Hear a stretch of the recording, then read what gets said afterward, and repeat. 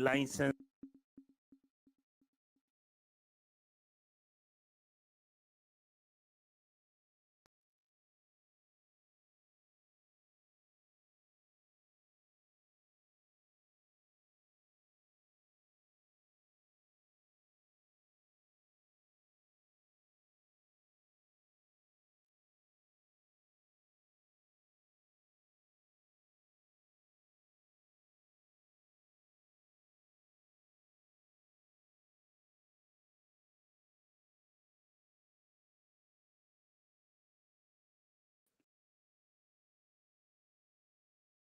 and an indication that the process that there is a process available for routine audits, compliance, and enforcement actions.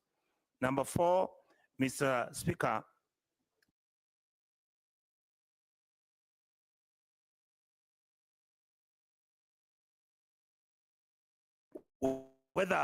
what is the licensing status of Medihill Hospital as a transplant center, and whether any investigations or reviews were done, or any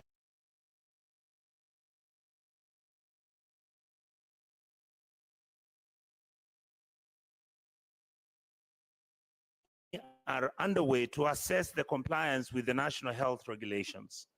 Number 5, the extent to which online platforms may be facilitating whether the ministry is aware that there could be online platforms that may be facilitating the illegal sale of human organs, including kidneys, and the ministry's response to these concerns. And finally, Mr. Speaker, the last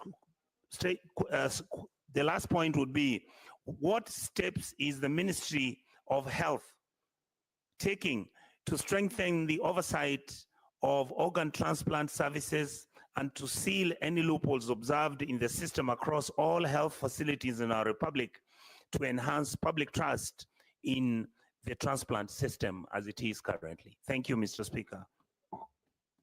Senator Chute.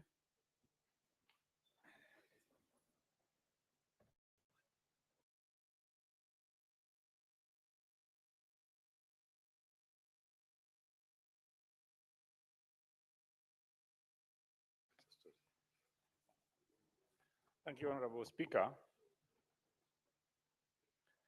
I have a statement on equity in employment and workforce diversity in public, technical, and vocational education and training TVET institutions. Mr. Speaker, sir, I rise pursuant to Standing Order 53-1 to seek a statement from the Standing Committee on National Cohesion, Equal Opportunity, and Regional Integration on a matter of national concern regarding equity in employment and workforce diversity in public, technical, and vocational education and training TVET institutions. In the statement, the committee should address the following. Number 1, the total number of employees in each public TVET institutions in Kenya, disaggregated by counties of birth, gender, and job cadre. Number 2, the number of employees recruited in each TVET institutions from 2022 to date. The positions advertised and filled within the same period. The qualification, recruitment for the advertised positions, and recruitment process followed in each recruitment exercise. Number 3, the manner in which the principles of inclusivity, diversity, and equal opportunity have been observed during the recruitment and placement and promotion of employees in TVET institutions. Number 4, the policies and guidelines in place to ensure equitable employment in TVET institutions, including the status of implementation of the policies and guidelines across the institutions. Thank you very much, Honorable Speaker. Senator Fernando, you've made your statement on title deeds. Senator Edwin Sifuna.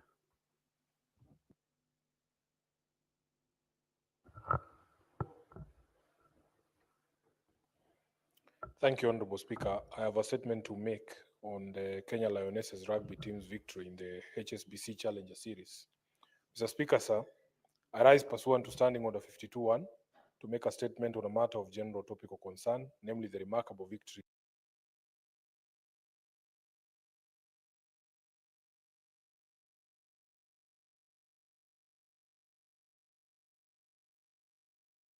by the Kenya Women's Sevens rugby team, fondly known as the Kenya Lionesses, in the World Rugby HSBC Challenger 2025 series. At the conclusion of the series in Krakow, Poland on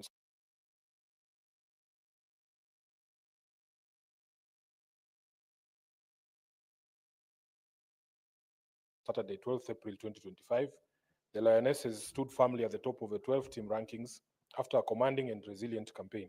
With this victory, they have secured their place in the HSBC Challenger playoffs, set for the first weekend of May 2025 in Los Angeles, USA. Mr. Speaker, sir, in March last year, I rose in this House under the same standing order to lament the deplorable treatment of the Lionesses by our sports authorities following their exclusion from the Africa Games in Accra, Ghana. Just 1 year later, through sheer determination, grit, and belief, this same team, under the leadership of Coach Dennis Mwanja, who I'm very proud to call my schoolmate, has quietly and effectively silenced the doubters by delivering results on the global stage. Their resurgence should signal to us all that with deliberate investment and support, not just rugby, but Kenyan sports as a whole can thrive. Mr. Speaker, sir, as the team heads to Los Angeles for the playoffs on the 3rd and 4th May 2025, they'll be pursuing the coveted co-status in the HSBC World Rugby Sevens circuit. For those of us who have followed their journey, this is more than just a sporting ambition. It is actually, Mr. Speaker, a national dream. Based on their dominant performances, there is every reason to believe they are ready to take this next step. However, we must not be complacent.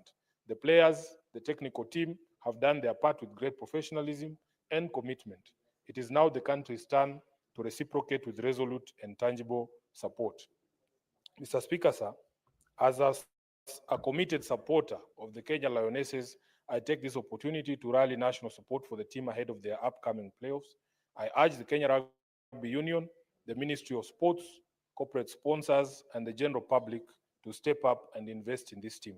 The unfortunate tendency to favor foreign teams stems from deep-seated frustration with mismanagement and internal wrangles in local sports federations. I firmly believe that the success of the Lionesses can serve as a launchpad for a wider sports renaissance in Kenya.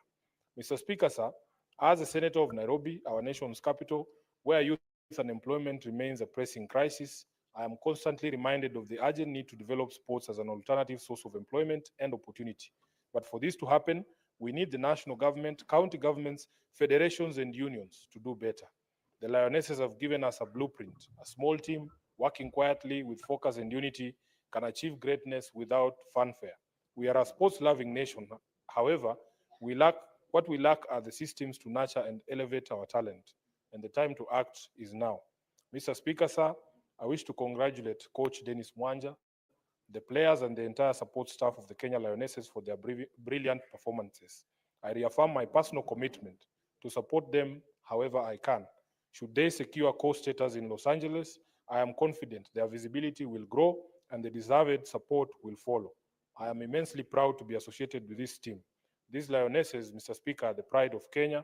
They are going places, and we shall be here to cheer them all the way. I thank you, Mr. Speaker.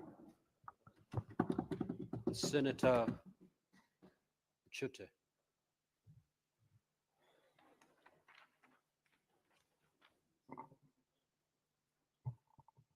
Thank you very much, Honorable Speaker.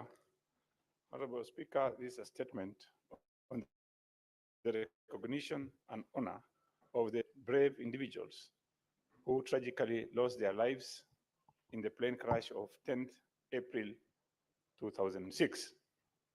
The Speaker, sir, I rise pursuant to Standing Order 52-1 to make a statement on a matter of national concern, namely the recognition and honor of the brave individuals who tragically lost their lives in the Kenya Air Force Harbin Y-12. This is an aircraft from China, and the incident happened on 10th April 2006. The aircraft, which departed Nairobi for Marsabit, was carrying a delegation on a critical peace-building mission. Mr. Speaker, let me begin by extending my deepest sympathies to the families, friends, and colleagues of the departed. Though the years have passed, the weight of the loss continues to be deeply felt across the nation. On that day, Kenya lost committed leaders and public servants who had dedicated themselves to the cause of peace and national unity.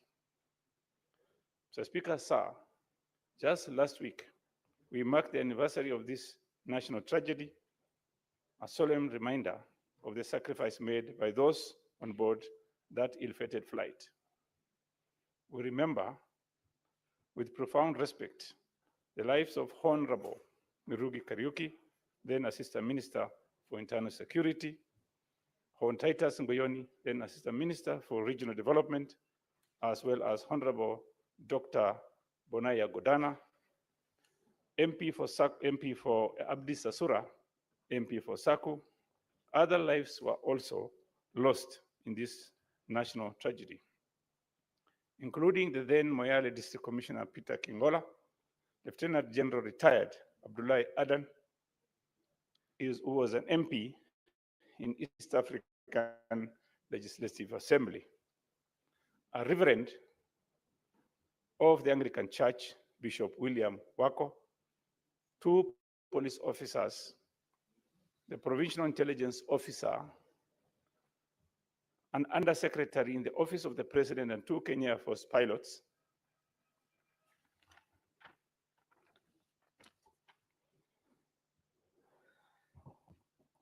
Honorable Speaker, these individuals were patriots, each of them committed to building a more peaceful and unified Kenya. They died while pursuing that noble mission en route to Marsabit, where they hoped to help mediate and reconcile communities torn by conflict. Their dedication to public service and their courage in the face of national challenges deserve our highest recognition. Mr. Speaker, sir, it is imperative that this House ensures their legacy is preserved. We must uphold the values they stood for, which is peace, justice, unity, and equal inclusion of all regions in our national development. Let us also not merely remember these people as men and women in words, but also honor them through deliberate action and institutions' memory. May their courage serve a constant reminder that the call to deserve often comes with great sacrifice, and that their ultimate sacrifice must not be in vain. Also, may their soul rest in eternal peace, and may their sacrifice never be forgotten. I thank you, Honorable Speaker. Senator Boni. Thank you, Mr. Speaker. Mr. Speaker, I rise pursuant to Standing Order number 52-1 to make a statement on a matter of county-wide concern regarding the deepening personnel and physical crisis within the county government of Kakamega.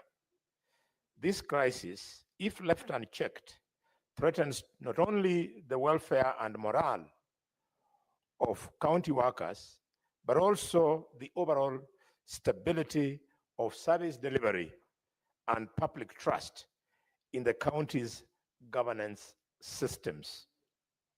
Mr. Speaker, it has come to my attention that throughout the entire calendar of the year 2024, the county government of Kakamega deducted statutory pension contributions from its employees, but failed to remit the said deductions to the county pensions fund. This non-remittance has led thousands of county employees left in an extremely precarious financial situation, risking their long-term savings and retirement security. In addition to the pensions, the county government also failed to remit other critical statutory deductions, including, Mr. Speaker, those related to bank loan repayments, cooperative society contributions, and medical cover premiums. These omissions have led to penalties being imposed on our workers in Kakamega, some being blacklisted by credit reference bureaus, others being suspended of essential services, such as health insurance, and others faced with legal threats from financial institutions. County personnel are now facing immense personal and financial stress while continuing to serve under very difficult circumstances.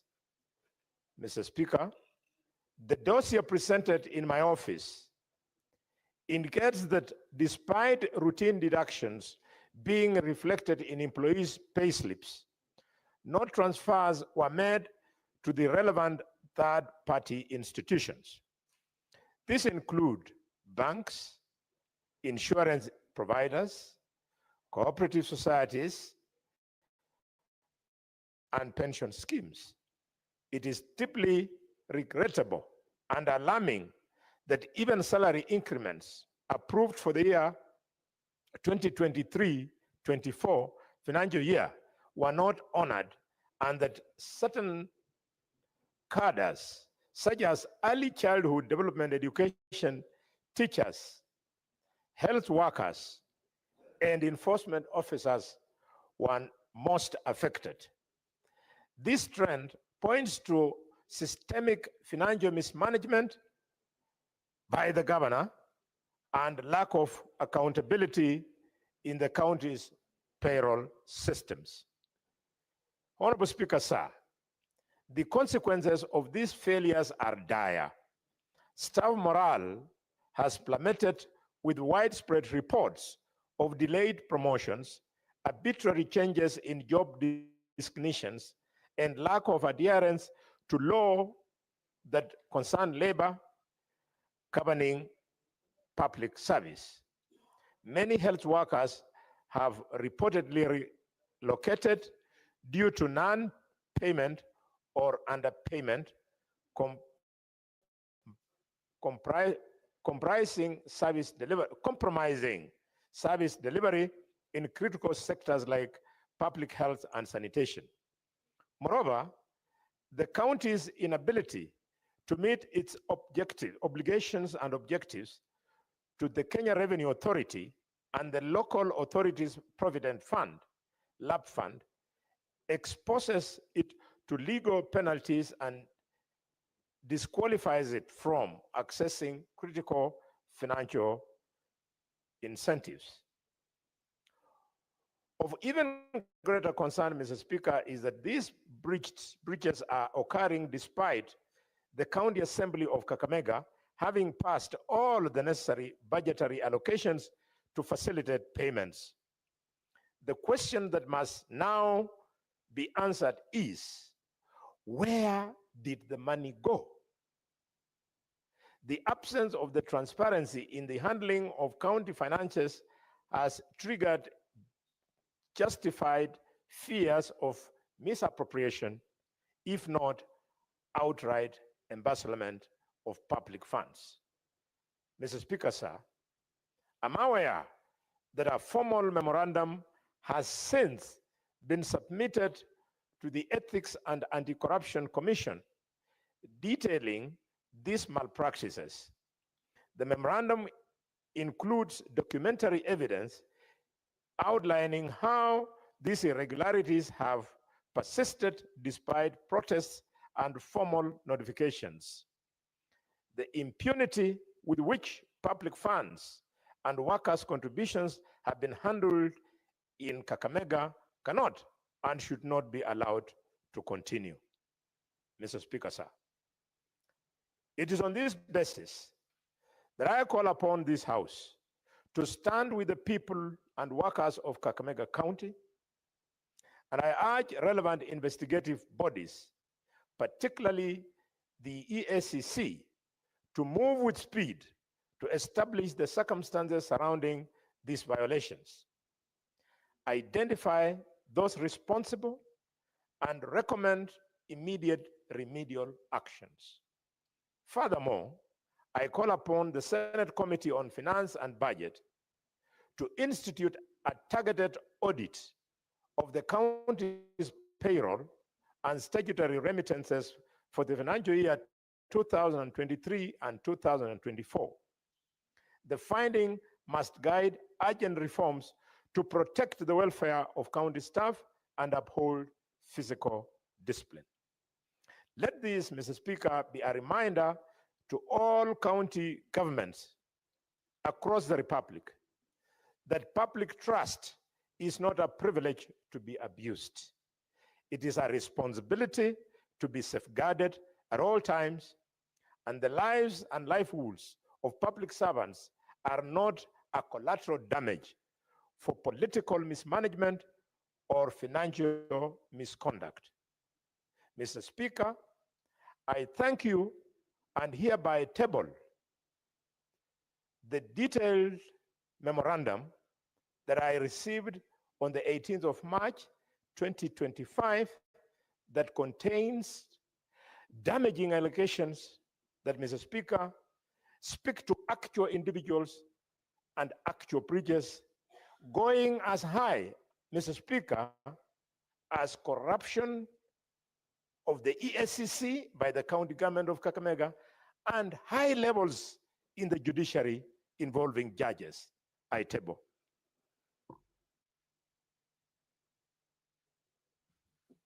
Senator Maruma. Your statement is under 53-1.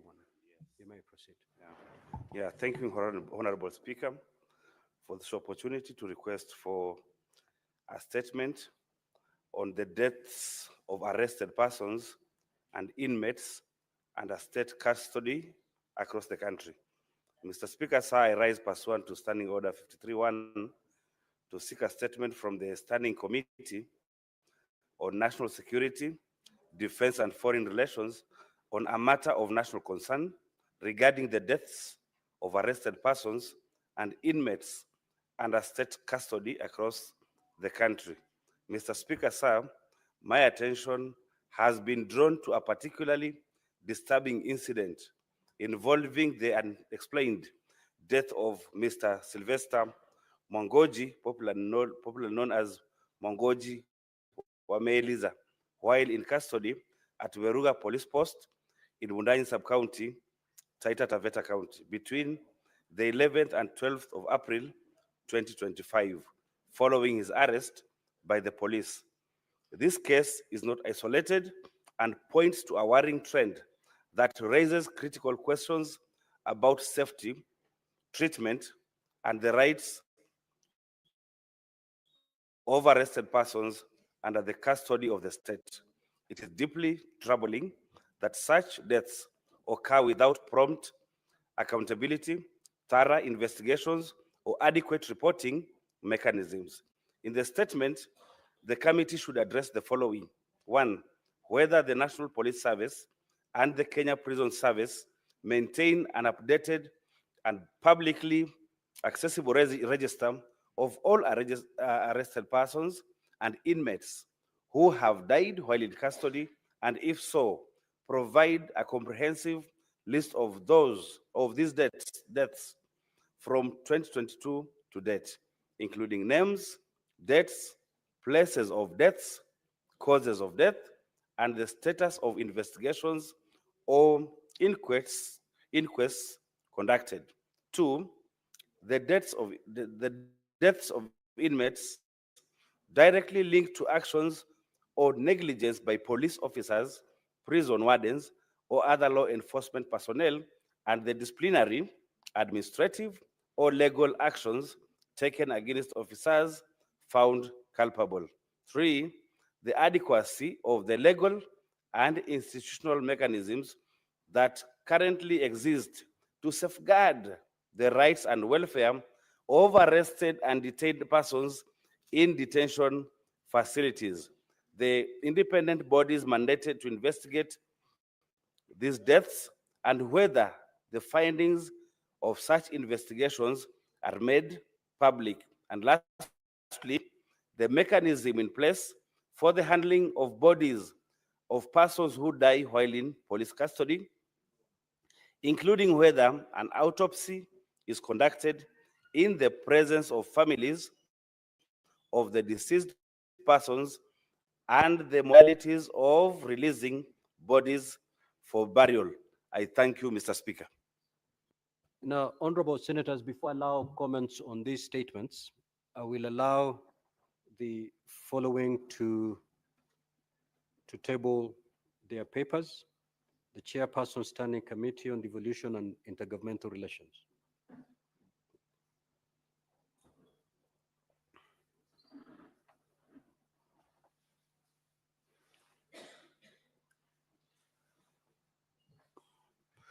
That will be followed by the chair standing committee on finance and budget, and then chair committee on land, environment, and natural resources. Honorable Speaker, sir, I beg to lay the following papers on the table of the Senate. Today, 17th April 2025. Progress report of the Standing Committee on Devolution and Intergovernmental Relations on the operational and leadership crisis affecting the County Assembly of Anyamira.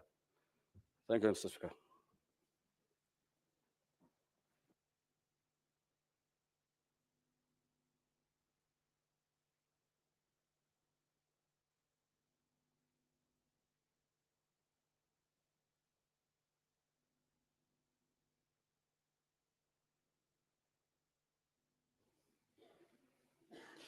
Thank you very much, Mr. Speaker, sir. I beg to lay the following paper on the table of the Senate today, 17th of April 2025, report of the Standing Committee on Finance and Budget on the fourth basis for allocation of the share of national revenue among counties. I beg to lay.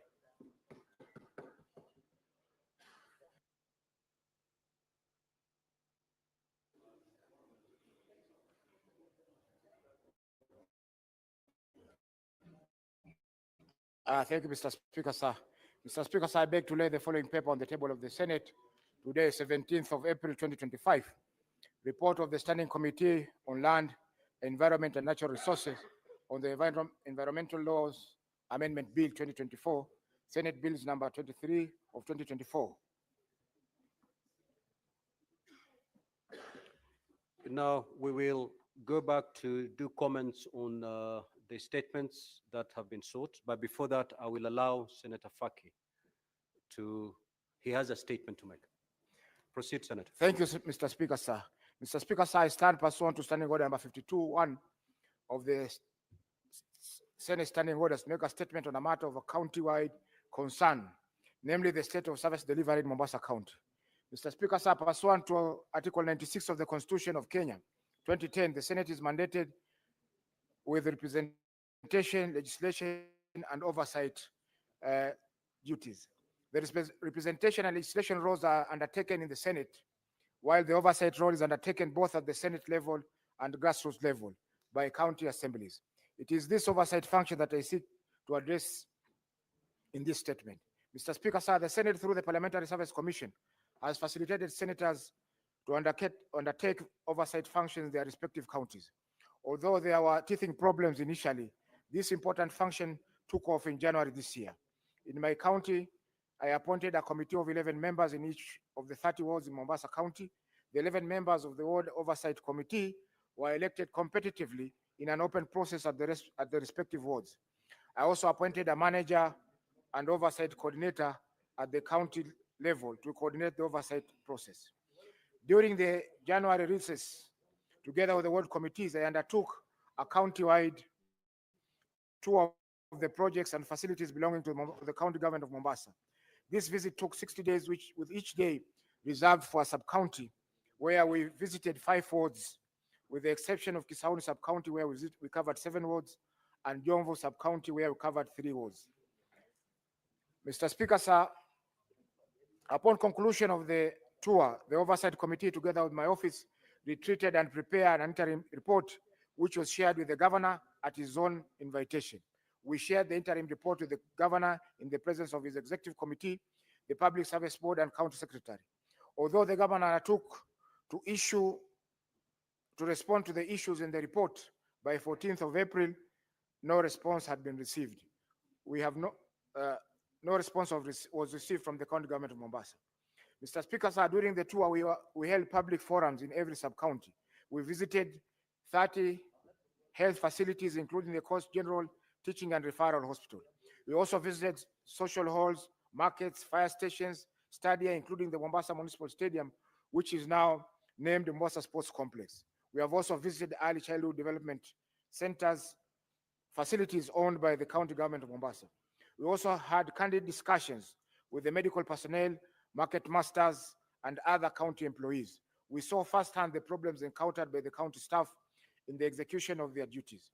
They shared a number of challenges that they face in their day-to-day work within the county. Mr. Speaker, sir, we thereafter prepared our final report with the input from the Auditor General's reports, the Controller of Budget reports, the County Integrated Development Plans, CIDPs, and the Annual Development Plans. The report is a collection of our personal observation and the existing reports of the different offices involved in county oversight. We also had an engagement with the civil society organizations, CSOs, operating within Mombasa County, and they gave valuable comments which we have taken on board in the report. Mr. Speaker, sir, the findings in the report may be at variance with the Auditor General's reports, and I wish to state that the Auditor General was given a copy of the interim report for her comments, but none were received.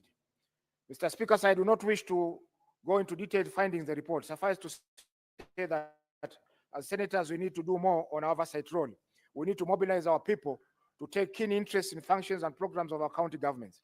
As the guardians of devolution, we need to take a leading role in this. We should fight misuse of county resources the same way we fight intrusion into devolution functions, so that devolution can attain its stated goals and objectives. It is, Mr. Speaker, sir, it is the first time the senators have taken this oversight function through individual senators. And we may not have a precedent to guide us. However, this could be a case study, and we could build on this as we chart our devolution course. Mr. Speaker, sir, I want to thank the Parliamentary Service Commission for availing these funds for the oversight function. Although the amount is little compared to the work that needs to be done, I believe we can build on it. I also want to thank Mr. Ibrahim Hamis Babangida, who is the chair of the Oversight Committee, and all the members for the good work and sacrifice they made. We have set a standard that could be replicated in the whole country. I thank also my office staff for the work and support extended to the Oversight Committee. Mr. Speaker, sir, I finally wish to lay a copy of this report on the table of the Senate. Thank you, Mr. Speaker, sir. Now we'll move to comments on these statements for a period for not more than 20 minutes. Honorable Senators, if you have the opportunity to speak, keep it under 3 minutes.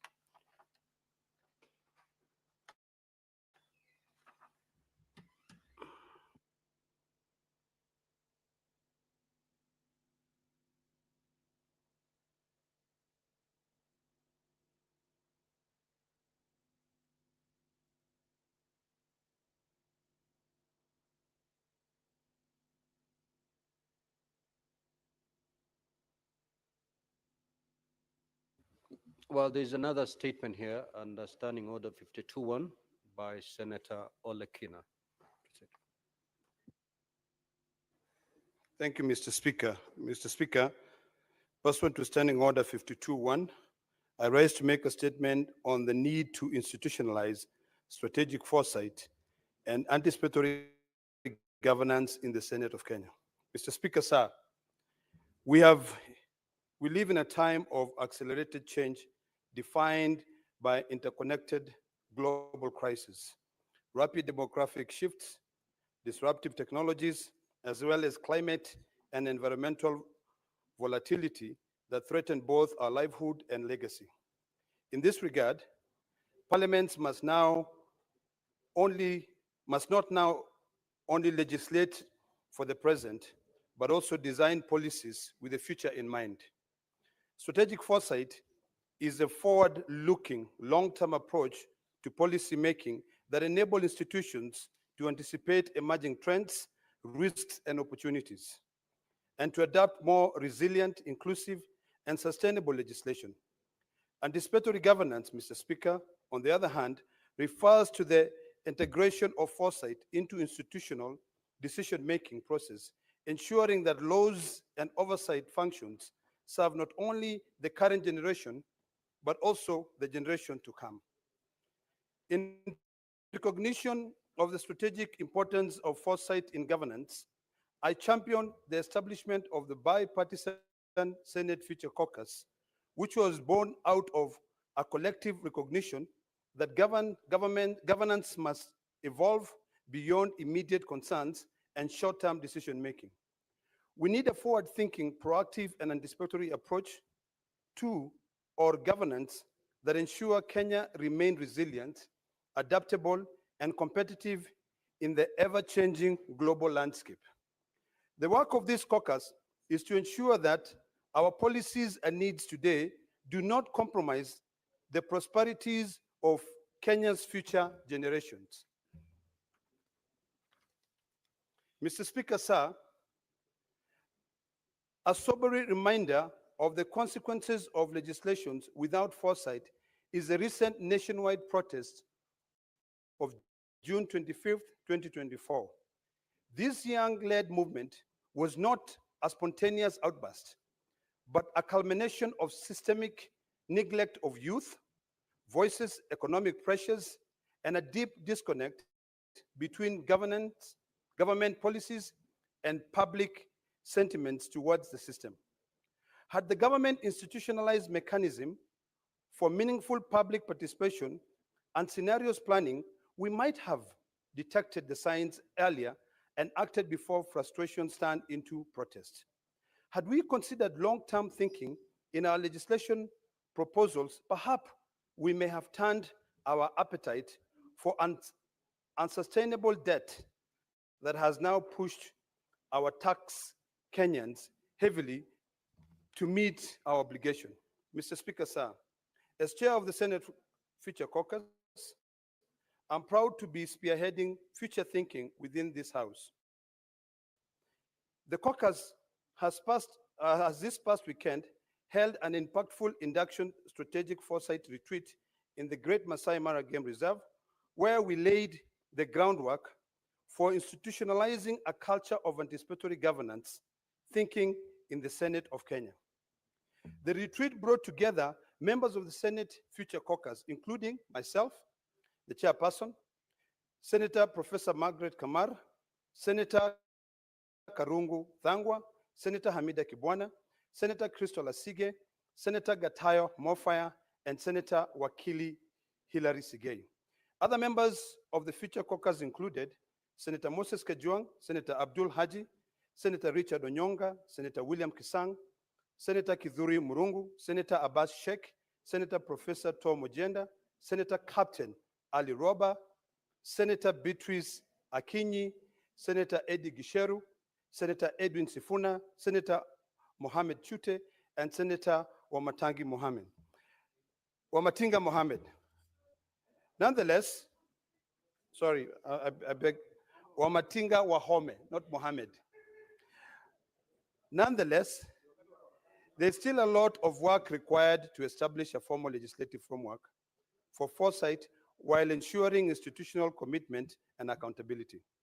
Across the world, parliaments such as Finland, Uruguay, and Philippines have embedded futures thinking into the legislative architecture.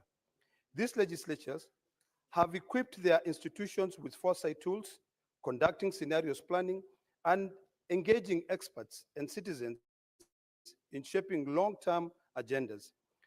Legislatures that have embraced foresights don't just react to crises, they anticipate them. They don't just manage problems, they create opportunities through their legislative proposal. They can better allocate resources, understand the long-term impact of laws, and ensure that legislation is robust enough to withstand the test of time. In this regard, Mr. Speaker, Kenya must not be left behind. the Senate, as the upper house of parliament, must lead the way in innovating our approach to governance and ensuring Kenya takes the lead on the continent in institutionalizing foresight.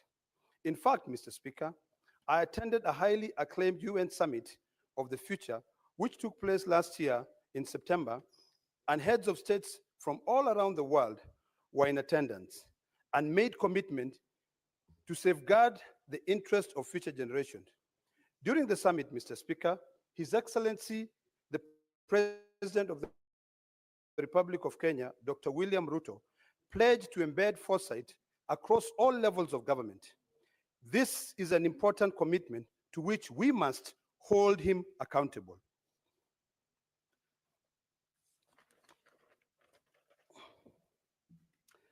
Mr. Speaker, I take this opportunity to applaud the senators who participated for their forward-looking leadership and commend our partners, the School of International Futures, the Westminster Foundation for Democracy, and Longview Consult, notably Dr. Ketindi Sivi, for their steadfast commitment to capacity building and global best practices.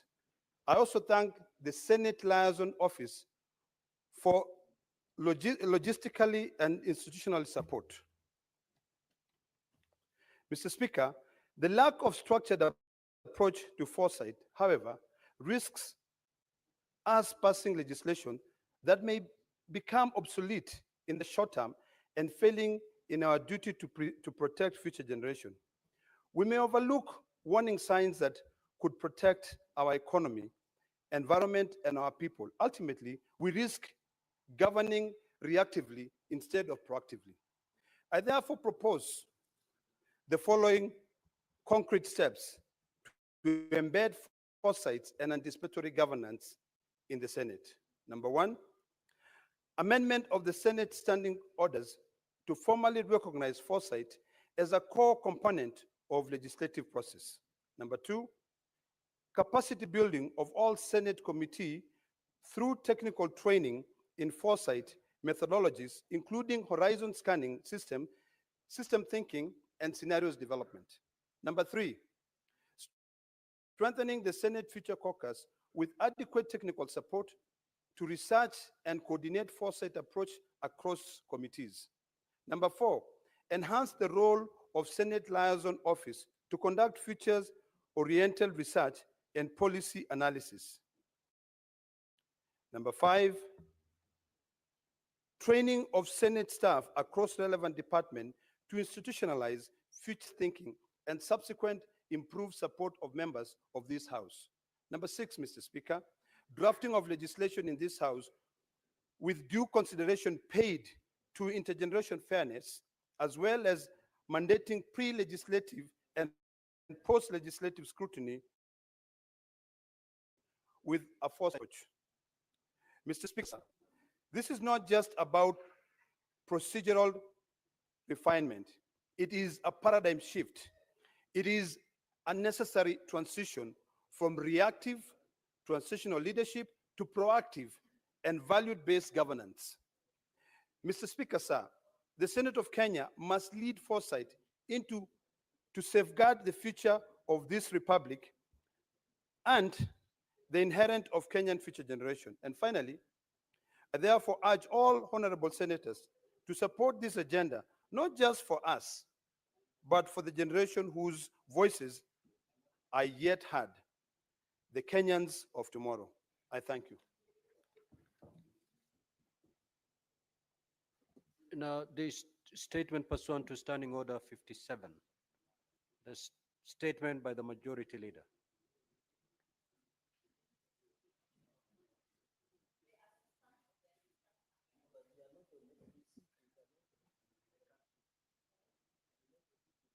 Thank you, Mr. Speaker. Mr.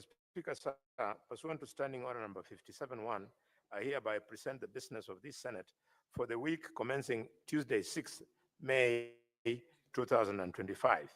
Honorable Speaker, the status of the legislative business pending before the Senate is as follows.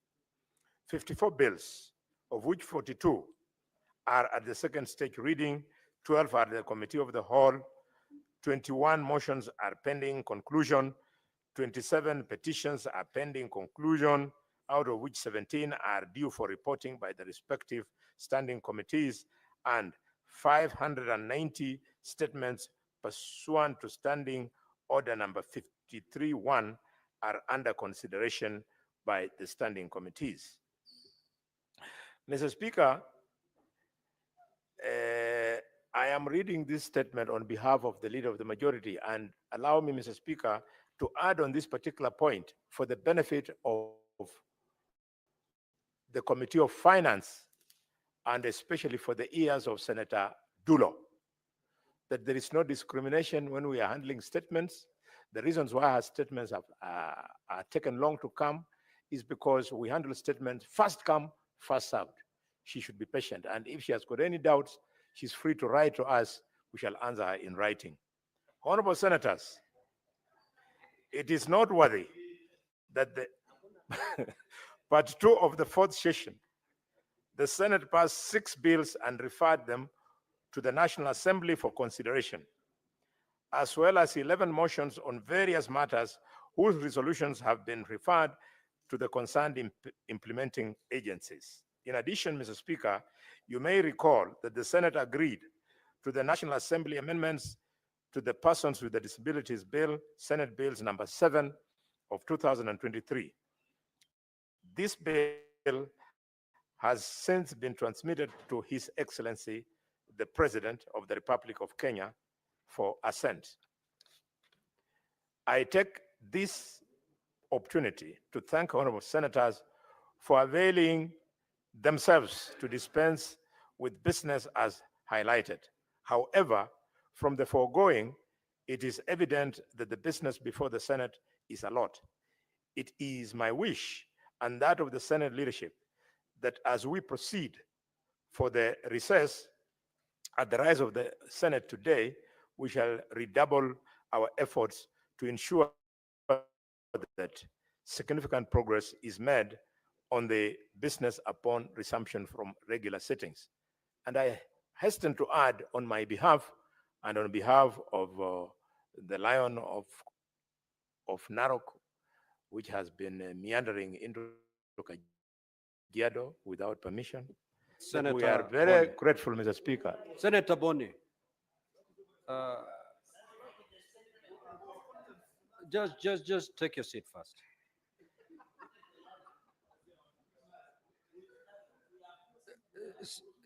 Order, honorable senators. Senator Boni, compose yourself, because I've given you some latitude. First, how you are addressing your colleague, Senator Fatuma, and you got away with it. Here you are referring your colleague as a lion.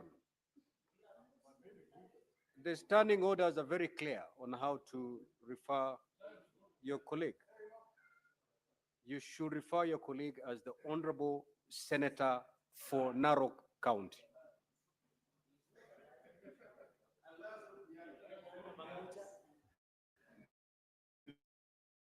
Mr.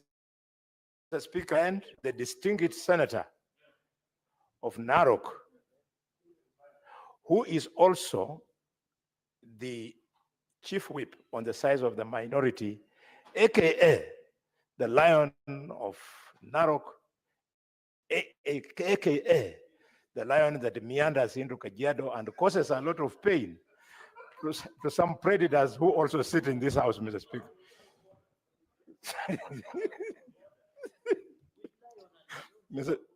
Senator Boni, can you conclude that statement? Yes, Mr. Speaker, I was doing it on his behalf because we are so grateful, honorable members. This week, Honorable Senator Boni, we were able to vote. Can you read it verbatim and conclude, please? You're reading it on behalf of your majority leader. Just read it as written. Don't Thank you, explain it. Mr. Speaker. From now onwards, I'll read it as written, but want to advise the Secretariat that they be consulting the leadership of the minority on both sides. We have a serious input we can put here, which keeps on missing every week. Mr. Speaker, on Tuesday, 20. Just proceed and conclude, Honorable Senator. Mr. Speaker, on Tuesday, 6th May 2025, the Senate Business Committee will meet to consider the business of the week. The tentative business for that day will include business not concluded from today's order paper, as well as the business indicated in the notice paper. The tentative business for the morning sitting Wednesday, 7th of May 2025 will include scheduled questions to Cabinet Secretaries as approved by the Senate Business Committee, as well as motions. The questions scheduled are as follows. Question 65 to the Cabinet Secretary, Cooperatives, Microfinance, Small and Medium Enterprises Development by Senator Joyce Korir. Question 34 to the Cabinet Secretary for the National Treasury Economic Planning by Honorable Enoch Wambua MP. Question 35 to the Cabinet Secretary for the National Treasury and Economic Planning, Senator James Murango MP. Question number 43 to the Cabinet Secretary for the National Treasury and Economic Planning, Senator Professor Thomas Ojenda, Senior Counsel MP. Question 52 on the questions to the Cabinet Secretary for the Education, Senator Catherine Muma MP, Senior Counsel in Waiting. Question 53 to the Cabinet Secretary for Education, Senator Edwin Sifuna, still very far from Senior Counsel. Question 60 to the Cabinet Secretary for Education, Senator George Mbugua MP. Question 61 to Cabinet Secretary of Education, Senator Joyce Korir MP. Question 64 to the Cabinet Secretary for Education by Senator Dr. Boni Khalwale, CBS MP. Question 71 to the Cabinet Secretary for Education by Senator Daniel Manzo, MP. The tentative business for the afternoon sitting on Wednesday, 7th May 2025 will include business not concluded on Tuesday, 6th May 2025 and the following. A, bills at the second reading. The County Government's Procedure Bill, the Creative Economy Support Bill, the County Government's Bill, the Labor Migration Management Bill, the Street Naming and Property Addressing Systems Bill. B, bills at the Committee of the Whole, namely the Nuts and Oils Crops Bill, the Cooperative Societies Bill, the County Government's Elections Laws Amendment Bill, the Public Fundraising Bills, the Environment Laws Amendment Bill, the County Civic Education Bill, the Heritage and Museums Bill, the County Library Services Bill, and the Statutory Instruments Amendment Bill. Now, Mr. Speaker, the projected business on Thursday, 8th May 2025, will include business not concluded on the order paper for Wednesday, May 7th, 2025, and any other business scheduled by the Senate Business Committee. In addition to the business as listed above, there are bills at the mediation stage which need to be dispensed with. This include the Natural Resources Benefit Sharing Bill, the Employment Amendment Bill, the Equalization Fund Appropriation Bill, the Food and Feed Safety Control Coordination Bill, and the Gambling Control Bill. I urge the mediation committees to use the recess to finalize on the mediation process and table reports for consideration by the two houses. Honorable Speaker, as honorable senators are aware, the Senate is scheduled to proceed on recess at the rise of the Senate today, in accordance with the Senate calendar. I therefore take this opportunity to wish all honorable senators a happy Easter and a fruitful engagement with their constituents within their counties, families, friends, and relatives. Thank you, Mr. Speaker.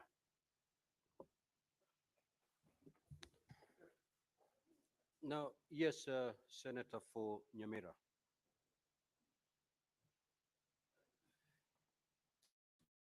Yes, thank you, Mr. Speaker, sir. Mr. Speaker, sir, I wanted to rise on a point of order. I've just perused a report that has been tabled before the House by the Standing Committee on Devolution and Intergovernmental Relations. It's a progress report on the operational and a leadership crisis affecting the County Assembly of Nyamira. Mr. Speaker, I rose on a point of order on 1st of April, and I sought the committee to deal with 4 issues. The Speaker, I've had the opportunity to peruse the report, and I want to thank the chair of the Devolution Committee and members for the attention that they gave this matter and for the speed at which they have tabled the report before the House. I, on behalf of the people of Nyamira, want to thank the chair and the committee, especially on the resolution I've seen that states that the sittings of the County Assembly should henceforth be held at the County Assembly building opposite Kenya Industrial Estates, Nyamira. I'm hopeful, Mr. Speaker, that the people of Nyamira will appreciate the intervention of the Senate and that we are not going to have 2 parallel sittings henceforth in the county government of Nyamira. That is a really big milestone, Mr. Speaker, for me and for the people of Nyamira. This dispute has been ongoing since October last year. I brought it here on 1st of April, and the Senate of the Republic of Kenya has moved with speed and resolved the issue. I'm sure this will be a matter that will be applauded by the citizens of the county government of Nyamira. Now, Mr. Speaker, there are a number of issues that are purely legal that may not be resolved by the Devolution and Intergovernmental Relations Committee. Mr. Speaker, if you read my statement, I had sought from the committee to tell the House the legal status of the sittings that were held outside the official premises of the County Assembly and the effects of those sittings. Mr. Speaker, that issue has not been resolved by the committee, and I believe rightly so, because that's a matter that should squarely fall within the Legal, Justice, and Human Rights Committee. Second, Mr. Speaker, there's another issue I'd sought on the legal standing on all the businesses that had been transacted by the 2 factions, especially the faction that was led by a speaker who had been impeached. Mr. Speaker, and that's my final point. If you read, Mr. Speaker, the documents that have been tabled before the court, there is a finding in petition number E008 of 2024, where Justice Okwani states that she gave the initial orders in that case erroneously, and that she did not have the jurisdiction to entertain the issues that were before her.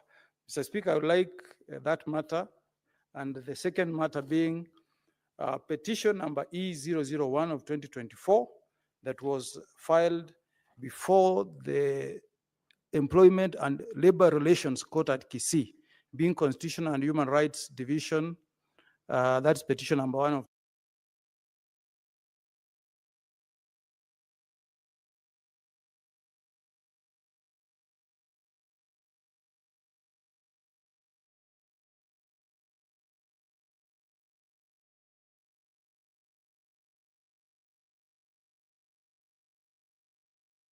(2024). The Speaker, if you read that affidavit, which appears at page 244 of the report, the Speaker says that he was present during the vote when the vote to impeach him was taken, and that intends to have the High Court declare the impeachment process to be unconstitutional. The Speaker, I would like the Justice and Legal Affairs Committee to tell this House what is the import of a speaker moving to court after impeachment, seeks a conservative order, and the court declines to issue a conservative order. What happens to the resolution that was passed by the county assembly? Because those issues are weighty and legal in nature, Mr. Speaker, and because these are urgent issues that need to be resolved so that we can have resumption of normal operations in the county assembly of Nyamira, I seek, Mr. Speaker, sir, that you refer those issues to the Justice, Legal Affairs, and Human Rights Committee for determination. And I'm making this request, Mr. Speaker, as the senator who rose and sought for answers from the Committee of Devolution and Intergovernmental Relations. But I thank the senators, Mr. Speaker, who dealt with this matter. I'm also happy that they have directed the sittings of the Assembly, Mr. Speaker, to proceed in accordance with the Constitution of Kenya and the law, meaning, Mr. Speaker, that anybody who has gone to court and has not obtained any orders, he should respect the constitutional process that has taken place. We do that all the time, Mr. Speaker. Because the matter is urgent, I will seek your direction, Mr. Speaker, that the committee reports on that matter within 14 days. Thank you. Now, honorable senators, we are not debating the report. I think guidance has been sought on two issues. Where we do appreciate the good work that has been done by the committee on. Let me dispense with this issue that has been raised by Senator Fonyamira. While we do appreciate the good work that has been done by the Abbas-led committee, indeed, it is true. I have perused the report myself before approving it for tabling. There are two issues that remain unresolved in that particular matter. And those two issues are as given by the Senator Fonyamira. One, the committee ought to have looked at and indeed indicated in the report and recommended and guided the House what is the legal status of the sittings that were held outside the normal designated area. That's one. What is the legal implication of those two sittings? And the second limb was the Speaker of the County Assembly of Nyamira, having been impeached, he went to court seeking conservatory orders. The court declined. He decided to still come back and proceed, or rather came back to continue working as a speaker. So what is the legal implication of the actions of the speaker? Now, honorable senators, those are truly legal matters. Those two issues are legal matters and the better probed by JLAC. And therefore, while we appreciate the very good work that has gone into this report so up to the time of tabling, I will be directing, and I do direct, that JLAC takes up those two issues, those two legal issues, to come and inform the House on whether the proceedings that took place outside the areas that is designated for transacting county assembly matters in Nyamira are valid, those two sittings, or rather to give us the legal implication of the sittings that were done outside the designated chamber in Nyamira. And secondly, to guide the House on the implication of the speaker who, after impeachment, decided to continue working as a speaker, the impeachment notwithstanding. So I would be referring those two aspects to JLAC for determination and guidance to the House. JLAC will process those two aspects, and they will have they have 60 days, but looking at the urgency of this particular matter, I will be requesting JLAC to report to the House much earlier than the 60 days that we always give committees to deliberate on matters and table reports. If we can be able to have a response, or if he can be able to have a report from JLAC within 21 days, that is 1 week into the coming session. We are going on recess today for 2 weeks. If JLAC can take 3 weeks from today to table the matter, because this matter is extremely urgent. What's happening in Nyamira is not something that we should let it continue for even a minute, but because the committee needs to sit and probe this matter, let me allow them to do their work within 21 days and table a report so as to guide the Senate in making a recommendation on these two matters. It is so guided. Now, honorable senators, allow me then to go to the comments on the statements that have been sought. I will call upon Senator Thangwa Karungo to take the floor. Thank you very much, Mr. Speaker, for the opportunity.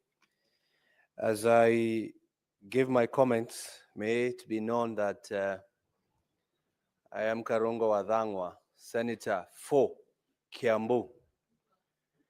Yeah, because, Mr. Speaker, you can be just like Senator Sifuna, a senator for Nairobi, but from Kakamega.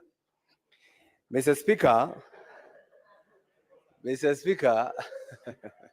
Order, honorable senator. Senator Karungo, just to remind you, I had earlier on communicated that if you have an opportunity to speak, keep it under 3 minutes. Okay, I'll do so, Mr. Speaker. You know, it's because we are treated. What is your point of order, Senator for Nairobi? Honorable Speaker, pursuant to Standing Order 105, the remarks by the Senator for Kiambu are not only in bad faith, but they're also not factual. He has allocated an origin to me that is very strange to me. I don't come from Kakamega. I don't understand why. I am the senator for Nairobi. I don't know what. Yeah. I don't come from Kakamega. That is the whole point. Order, So honorable senators. I think Senator Sifuna knows where he comes from. Correct. He has stated that he comes from Nairobi. So any other assertion is not factual, and therefore ought to be withdrawn. So proceed to withdraw that aspect, Senator Karungo, and conclude your remarks. Thank you, Mr. Speaker. It's only yesterday he was saying that his mother doesn't have network all the way from Western. That's his mother, honestly. In Senator Western, Karungo. Mr. Speaker, it's only yesterday here that there is no network from where he Yes. comes from. And he was asking the CS Kabogo to make sure they have network. Anyway, I withdraw and apologize. He knows where he comes from. Mr. Speaker, let me comment on the statement that was requested by Senator Omtata. Mr. Speaker, this is an issue of compensation. And I think as a Senate, we need to stop every other business when we come back, Mr. Speaker, and deliberate on the issues of compensation for the persons affected, for the project affected persons. We call them PAPs, Mr. Speaker. This mandate is given to NLC, National Land Commission, that whenever a person or an individual or a community, they're affected by an infrastructure, whether a road or a building or a bridge, they should be compensated, Mr. Speaker. And NLC is the one that is mandated to make sure that they're compensated. But this is not the case, Mr. Speaker, because they never get their money. I think as a Senate, we should make it mandatory for NLC before they agree the signing of any contract that those affected persons should be compensated or must be compensated before, Mr. Speaker, the contract commences, Mr. Speaker.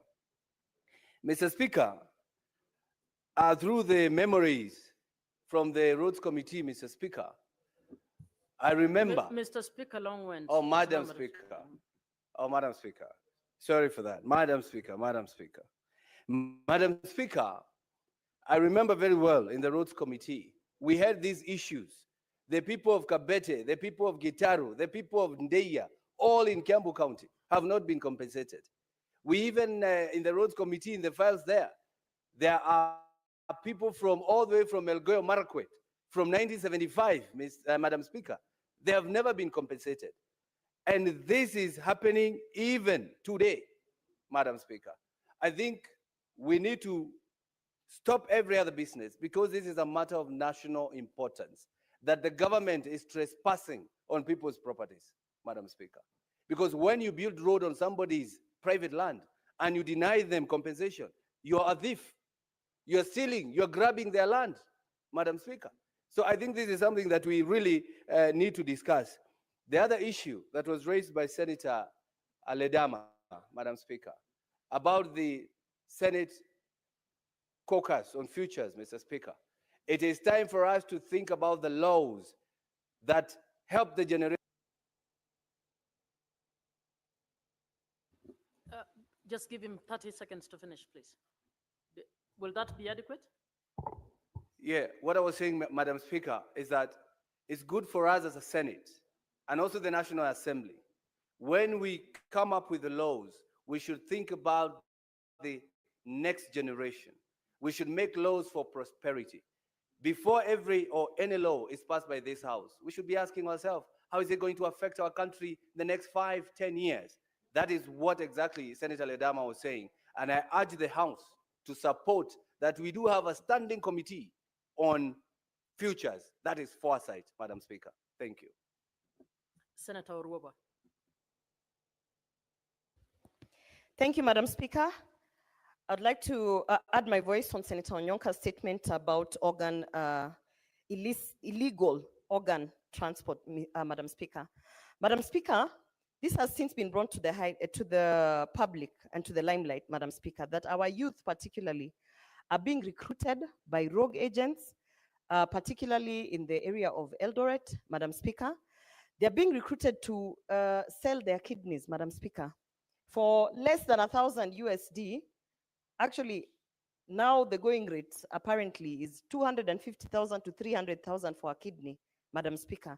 And it has become such a lucrative business apparently for these agents, because once they do that, they are selling these organs, these kidneys, at about 9 million Kenya shillings to India.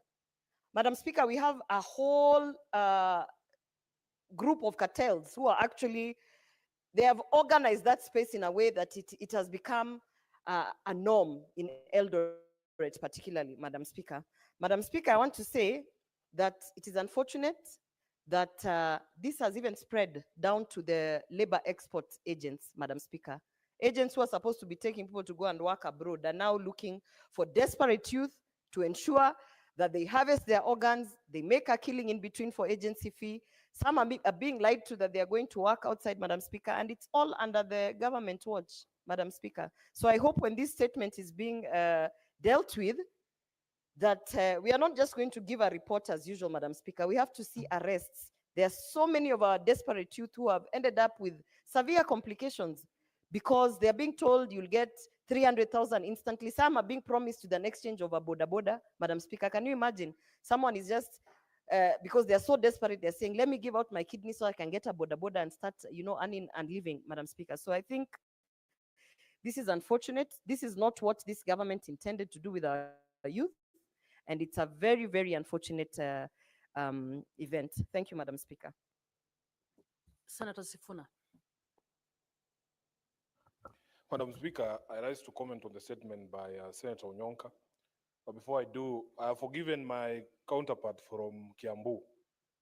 During the campaigns, we had a campaign where we used to transport people from Murima. They go and see how Western region and the lake looks like. We take our people from Western. They also come and see the difference between Kiambu, Muranga, and the others. Because some Kenyans, Madam Speaker, because they have never gone past their homes and their home areas, they don't know the difference between Kakamega, Bungoma, Vihiga, and Trans Nzoia. So to him, we all look the same. He looks at me and this is Halwale. we all look the same. But there's need for a cultural exchange, which is why it was terrible that Senate Mashinani, which was scheduled to happen in Busia last year, was cancelled. I think the senator for Kiambu would have benefited from that trip. Madam Speaker, I also watched with horror last night on the news these reports of organ harvesting at a very credible hitherto credible medical facility in Eldoret. And many of us actually have even sought services there. Many of our parents, especially from Western Kenya, they consider this facility a very credible facility. In fact, when the late Lawrence Ifuna passed, that is a facility that was taking care of him. So we were in shock, Madam Speaker. But it points to a greater problem in the country, not just the exploitation of young people, the economic situation in the country, that Kenyans are so desperate now that they consider some of the parts of their bodies not useful, available for sale, so that they can eat. They can feed one organ, the stomach only, Honorable Speaker. It is a sad situation. And then in the papers in the morning, I read that there were top ministry officials in the Ministry of Health that doctored the report on this organ harvesting and trafficking business to remove what they call damning sections of that report. I think those are the people the committee should go for. Because if we are unable to provide a good living for our people such that they can be exploited like this, we are at the very minimum should be able to catch the people who are exploiting them when it happens in the circumstances that have happened with the Medihill in Eldoret. So, Honorable Speaker, I think our committee should focus on those people. We want the original report, the unadulterated report, so that we know the culprits and we prescribe the best punishment for them. There should be arrests, as the senators who have spoken before me have said. And I don't know what is happening to professionalism in this country. I think, Dr. Halwale, you must speak to this. Even those KMPDU, the unions, and the, the other one is called Kenya Medical Association or what? The Doctors Registration Board. They also need now to enforce ethical behavior within their own profession. I thank you, Honorable Speaker. Senator Cherarki. Thank you, Madam Speaker. I rise to support the statement on the issue of kidney transplant operations by Medihill Hospital in Eldoret. Mr. Speaker, Madam Speaker, I used to think this Medihill group of hospitals was credible. As my colleagues have said, a number of us have sought medical services, but I watch with horror, gnashing of teeth, and with a lot of afraid, Madam Speaker, when I saw that some of our young people the hospital was facilitating the transplant of kidney to Israel, Madam Speaker. And I'm happy the Israel embassy in Nairobi has issued a statement condemning and saying they are willing to partner in the investigation. Now, Madam Speaker, and you remember in the last, some of the leaders of Medihill, in the last session, colleagues who are not in parliament, when you used to go to Keses constituency, TVs were being given out, cows were being given out, and many things. Kumbe, they were just selling human organs to go and donate in campaigns in Keses constituency, Madam Speaker. And it was very sad that 372 organ transplant has been done. Madam Speaker, it's very unfortunate. The Ministry of Health must be called out for sanctioning and approving this process. I know in Kenya we don't have a proper law on how organ harvesting, selling organ transplant should be done. But it is a wake-up call that anybody who participated in this illegal syndicate of organ transplant and organ harvesting must be brought to book. I watch with pain that some of the young people who sold kidneys and other organs have now become weak. They cannot do anything, Mr. Speaker, even participating in conjugal rights, Mr. Speaker. So, Madam Speaker, so it's very unfortunate that this country is becoming like this. And I heard today Maina Kageni and Mwalimu Kingang in the morning at Classic 105, saying even some Kenyans, the economic situation is so sad that some Kenyans might even want to sell some parts of their body, like even fingernails and toes, Madam Speaker, so that they can cover. So it means there is a deeper problem of economic challenges in this country. We must come out, and I want to call out professional bodies and Ministry of Health to sanction all officials who participated in this syndicate, Madam Speaker. And in future, I want to warn Kenyans, when you see politicians giving out money without explaining their source of that money, be very careful. Because the same hospital were being used by politicians to get even elected to seats, Madam Speaker. So be very careful. Finally, on Teacher Service Commission promotions, I agree Teacher Service Commission is now the headquarters of corruption. They should be called to order. They were given 1 billion, they only promoted 25,000 teachers, and there was a lot of political patronage. TSC has been accused that they have even left their law of recruitment to other agencies, including politicians. They must be called out. Well, I support those statements, Madam Speaker. Senator Okinyuri. Thank you, Madam Speaker. I want to begin by supporting the statement by Senator Onyonka on promotion for the just concluded exercise by TAC. Madam Speaker, when I use the words of Senator Cherargei, TAC is actually the headquarters of corruption, Madam Speaker.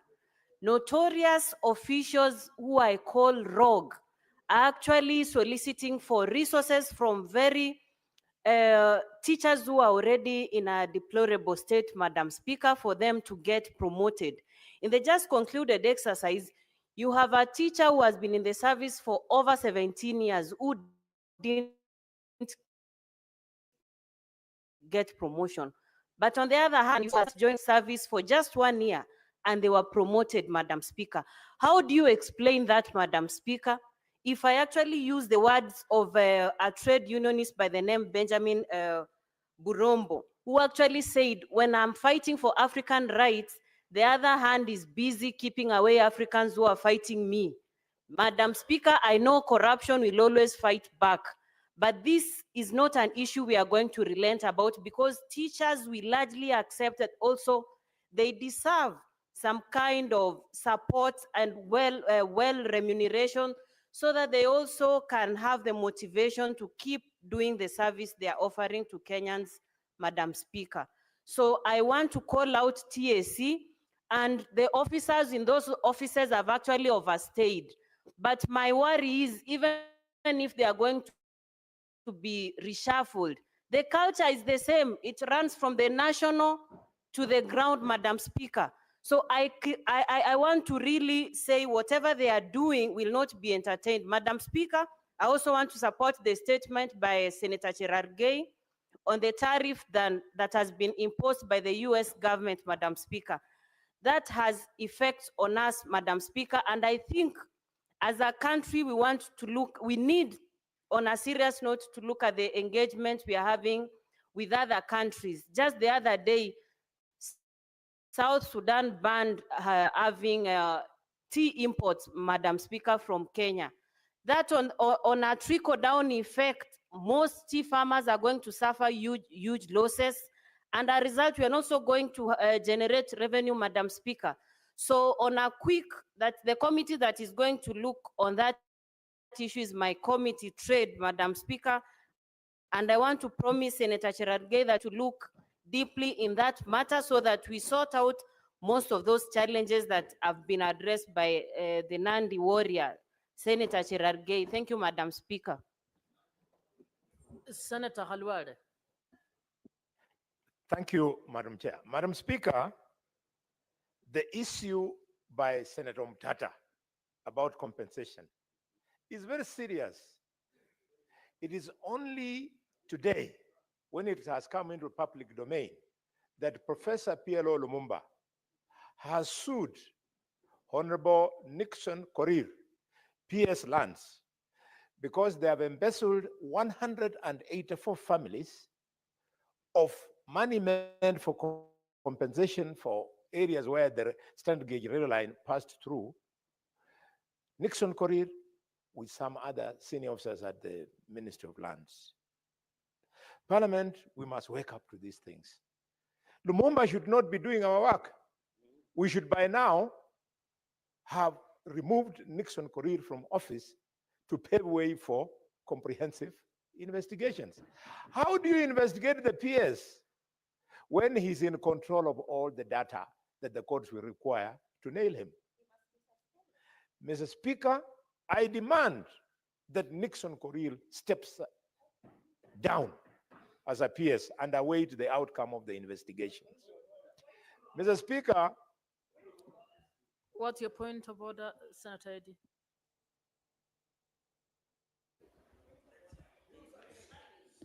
Madam Speaker.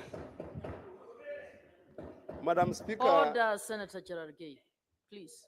Madam Speaker, 101. Standing order 101.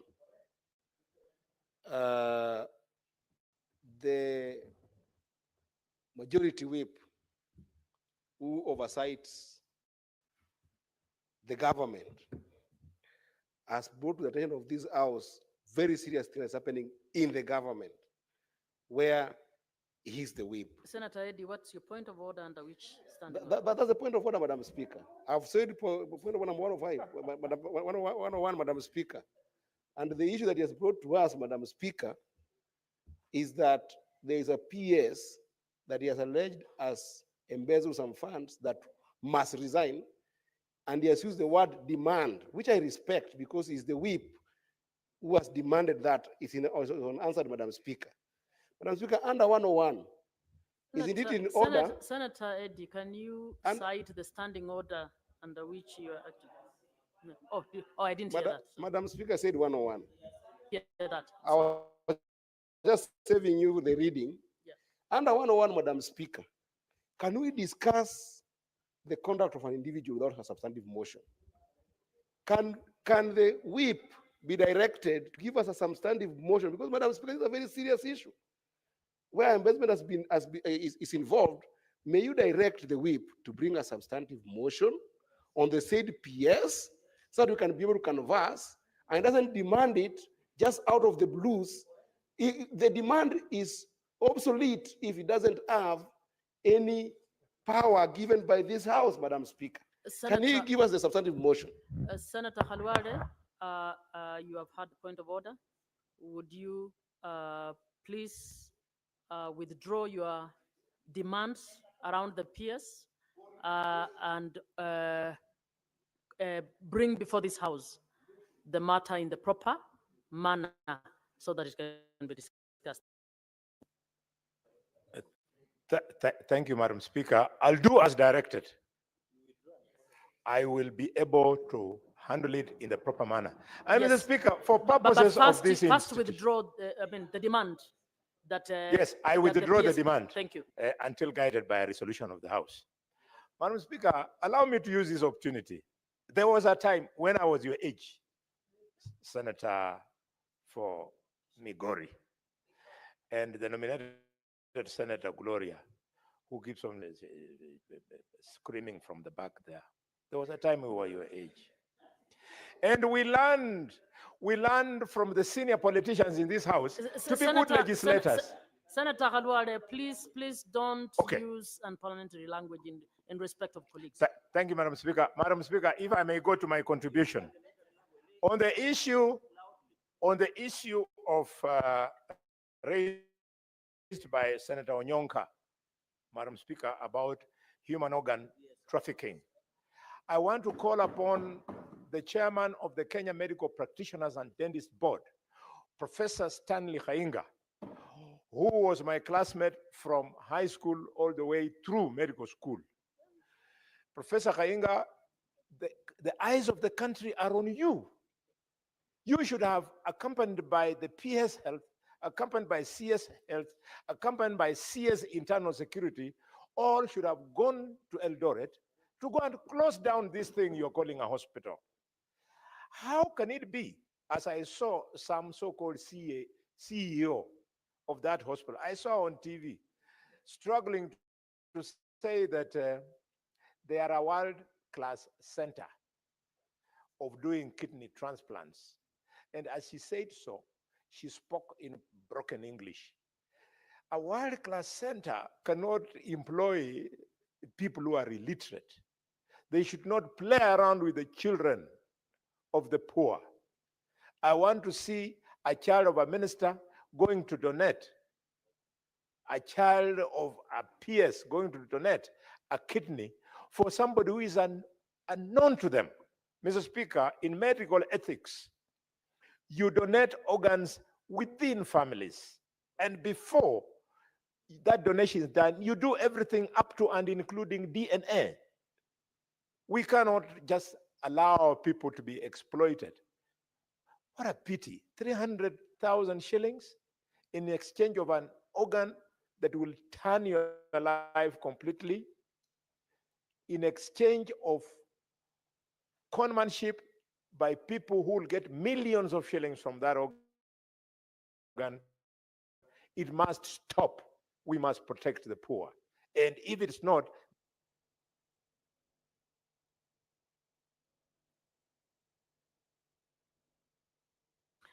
Senator Halwale, you can finalize in 30 seconds.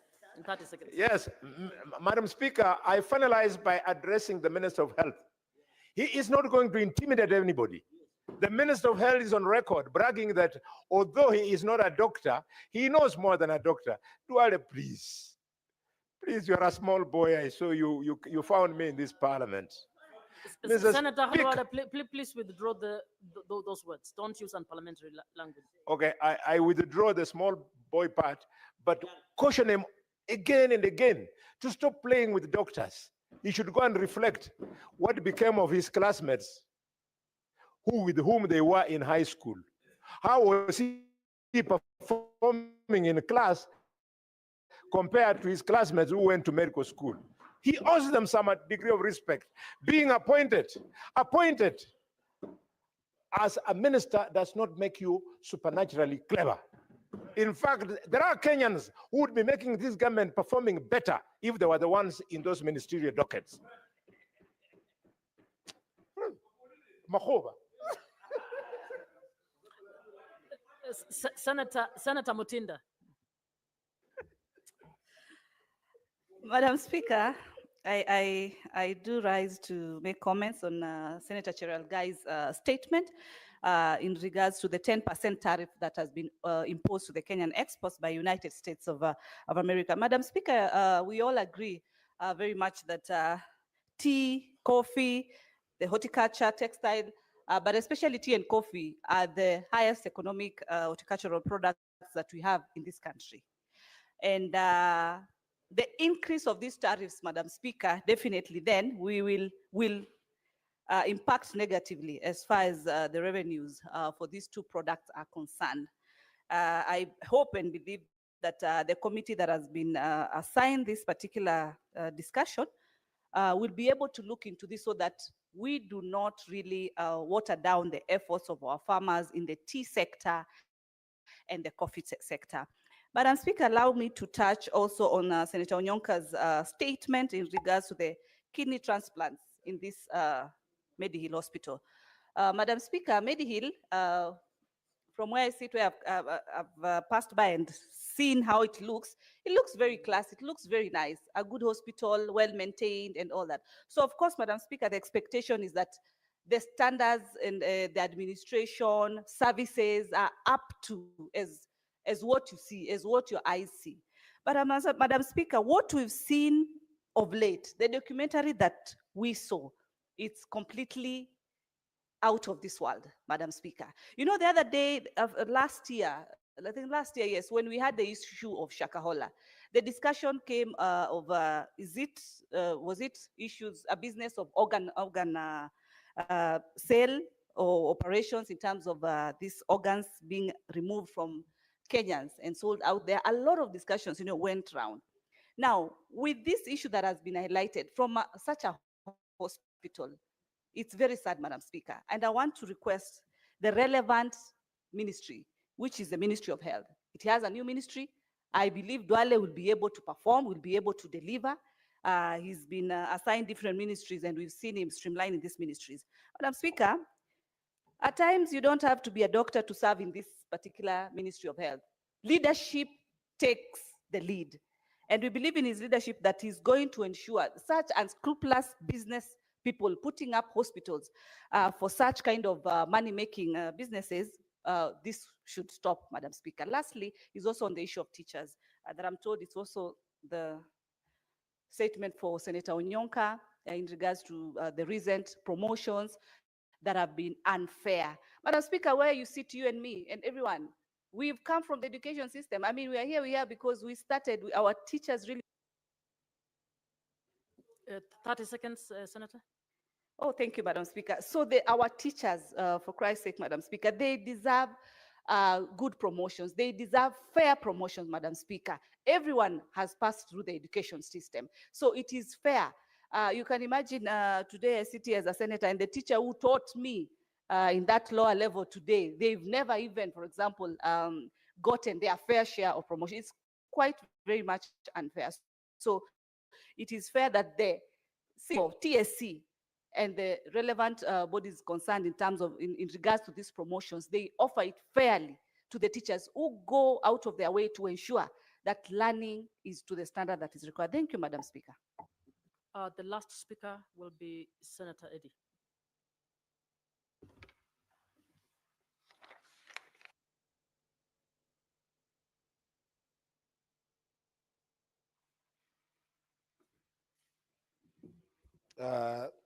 Thank you, Madam Speaker.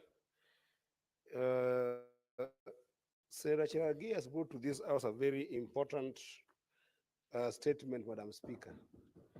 And this statement, Madam Speaker, perhaps has skipped the lawmakers in Kenya.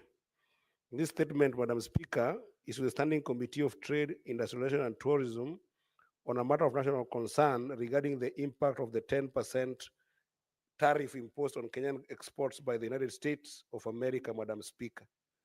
This tariff, Madam Speaker, is generally to affect the sectors of tea, coffee, horticulture, textile, and other sectors that are largely contributing to Kenyan exports, Madam Speaker. Madam Speaker, I don't know why this is not a matter of substantive motion in this House. In fact, I wish Senator Cherargei the courage to bring this as a matter of national importance and a motion that this House must converse on. And Madam Speaker, if possible, go ahead and even make resolutions, Madam Speaker. Because this is one of those statements, Madam Speaker, that is critically indicting our policy, our foreign policy angle, Madam Speaker. Simply put, the United States has put tax on our commodities, Madam Speaker. Tax that is going to increasingly affect producers locally here, Madam Speaker, who, as we speak, Madam Speaker, experience a swath of violence, a swath of economic disruption, a swath of business disruption in the wake of the Gen Z movement last year, Madam Speaker, that was agitated by the issue of high taxation in Kenya, Madam Speaker. The tax levels that our people here are facing, Madam Speaker, is already so high that if you have tariffs being imposed on these particular areas, Madam Speaker, and unfortunately so, they come in the helm of the backdrop of this economy, which is agricultural products, Madam Speaker. If you look at the issue of tea, a key agricultural product, Madam Speaker. If you look at the issue of coffee, a key agricultural product, Madam Speaker. If you look at the issue of horticulture, a key agricultural product, Madam Speaker. If you look at the issue of textile, even trying to struggle to renew and regenerate our greeneries, Madam Speaker, it is not possible to continue normal production in this country, Madam Speaker, where this issue is potentially going to lead to serious high cost of production. And Madam Speaker, we know, time without number, that where this kind of tariffs have been put on goods such as this, Madam Speaker, it directly only leads to the producers of these particular commodities pushing that cost to consumers, Madam Speaker. What does that mean? It means that Kenyans who are already extremely taxed will now also face serious consumer prices rising to them on the basic goods and services that they provide to these companies, Madam Speaker. So my urge, Madam Speaker, is that the moment the United States chose to impose 10% taxation on these commodities, Madam Speaker, it should have, and we have an opportunity, Madam Speaker, actually in both houses, it should be a matter of substantive motion that we must discuss, and it must inform also our foreign policy on how we want to engage with the United States, Madam Speaker. Do we want to review our lack of tariffs thereof in a number of commodities in the United States, Madam Speaker, so that we respond with the same, or do we want to negotiate it on the backdrop of a sober foreign policy, Madam Speaker? So while I support this statement and is going to go to the relevant committee, I want to urge this House to pay attention to it, that further from that committee, this statement should be brought back as a substantive motion that we can canvass on it and come with a position of the Senate that can be sent to the President so that he can be able to see how he engages his counterpart in the United States. So therefore, thank you, Senator Cherargei, as I support this statement. Honorable Senators, we will defer the orders 8 to 13, and we'll move on to the next order, please. Clerk. Order number 14, the Sports Amendment Bill, Senate Bills number 33 of 2024, second reading, resumption of debate. Senator Okech, you had a balance of 15 minutes to go on this bill.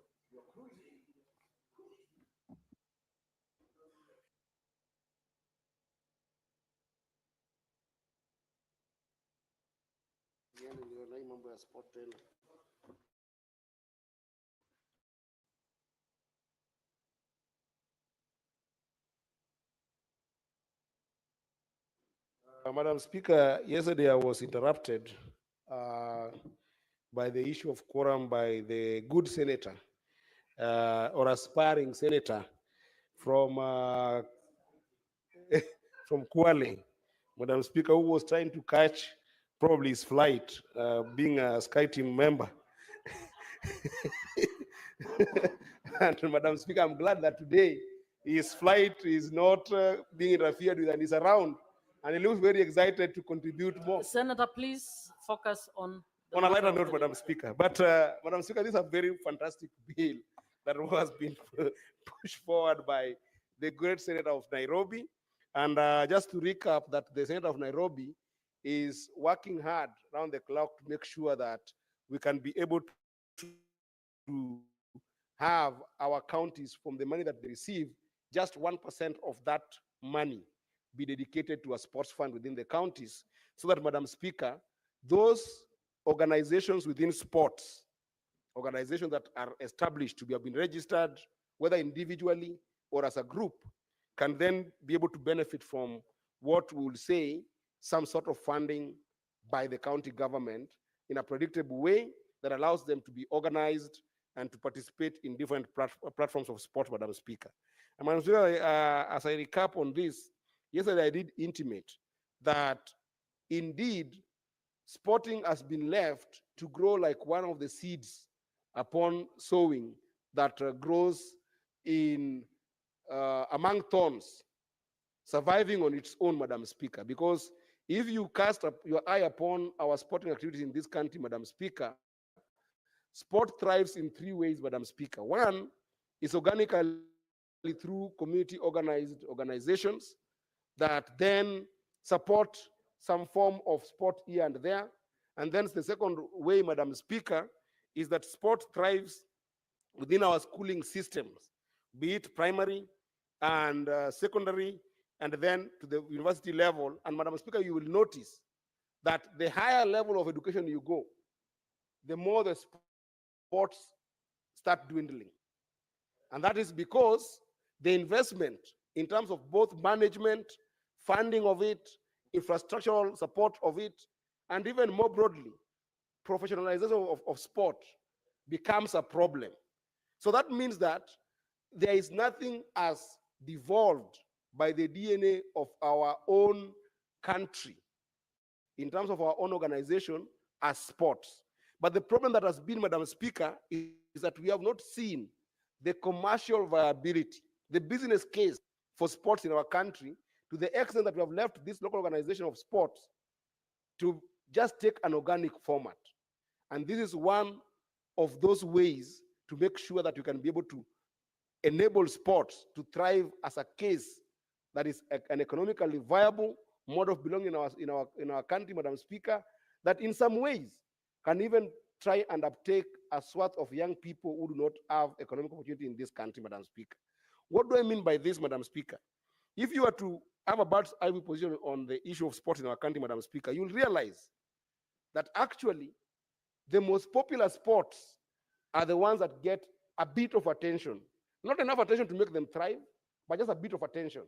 For instance, Madam Speaker, athletics in this country.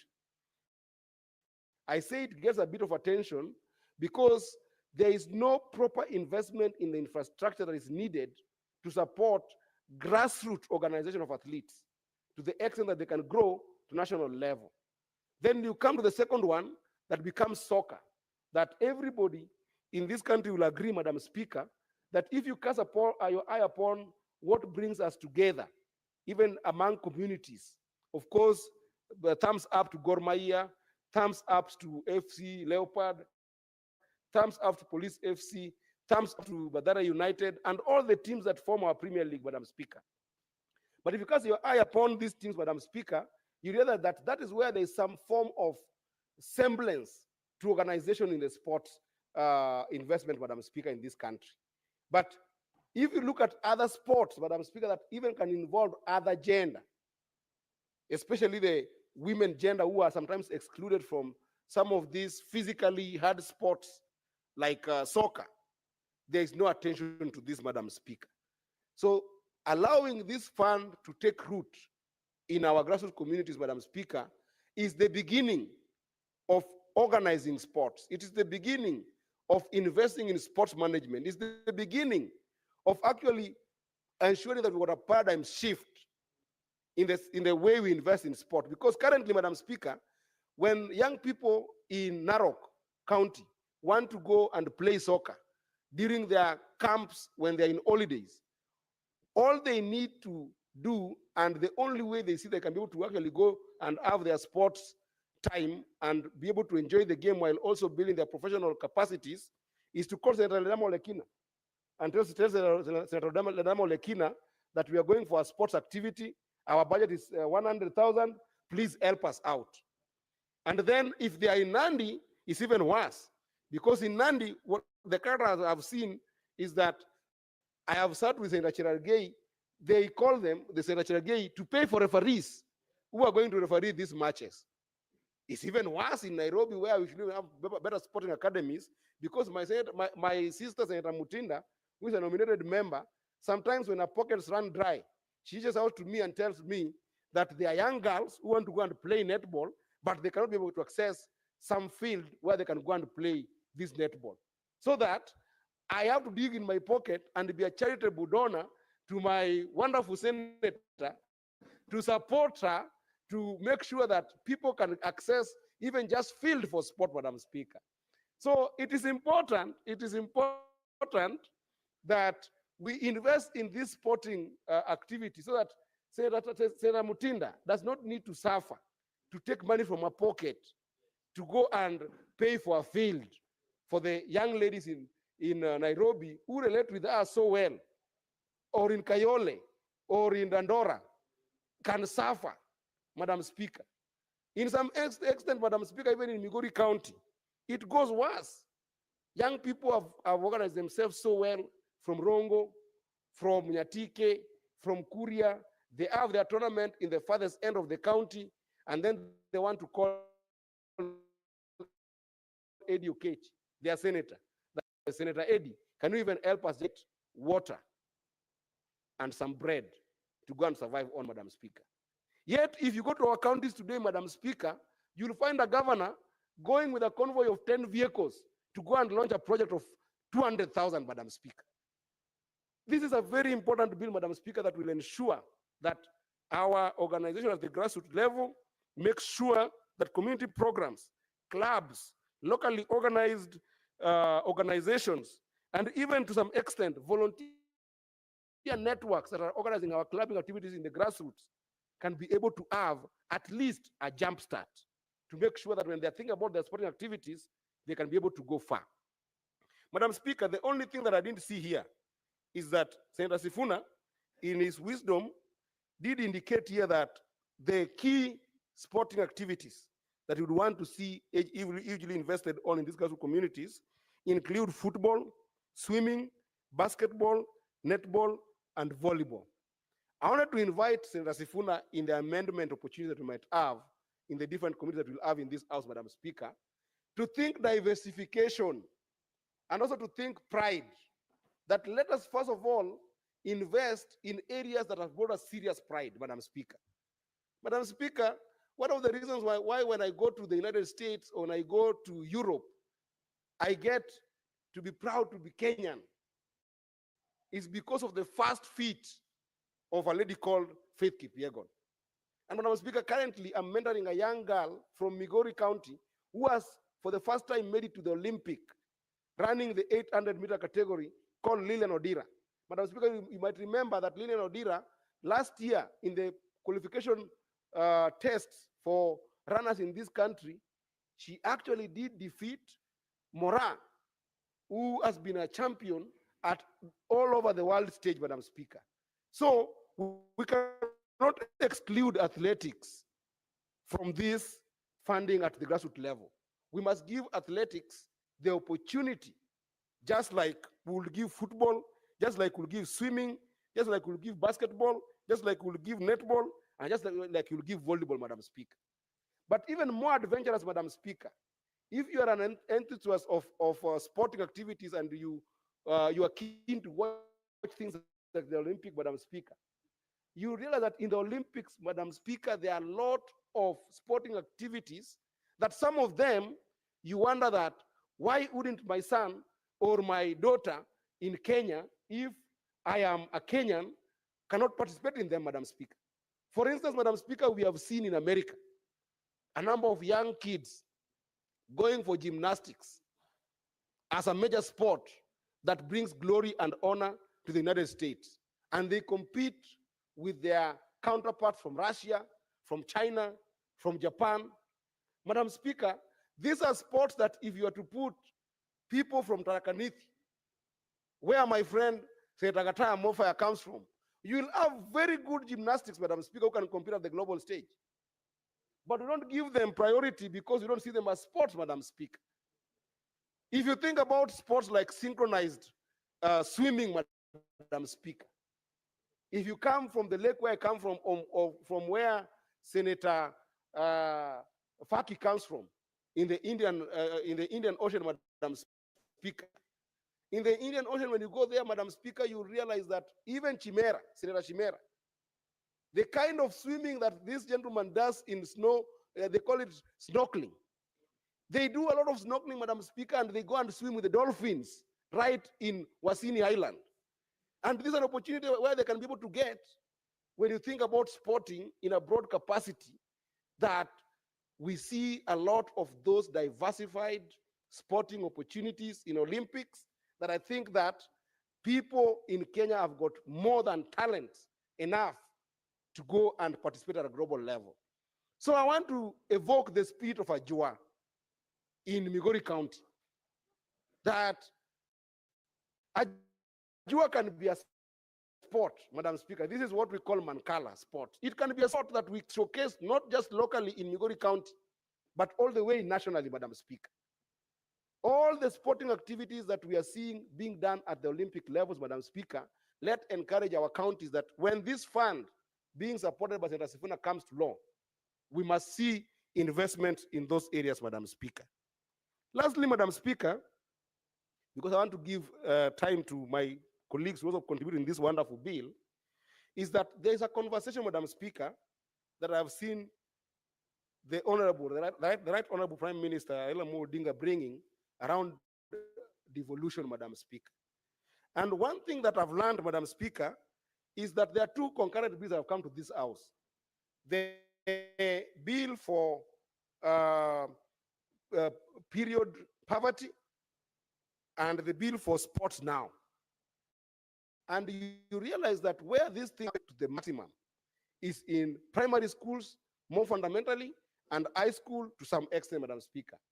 Isn't it the right time, Madam Speaker, for us to start thinking about devolving primary education, devolving secondary education, and to some extent, devolving the entire education so that counties can be given the power to deal with the immediate manifestation of the problems that are related with upbringing of our children at the schooling level.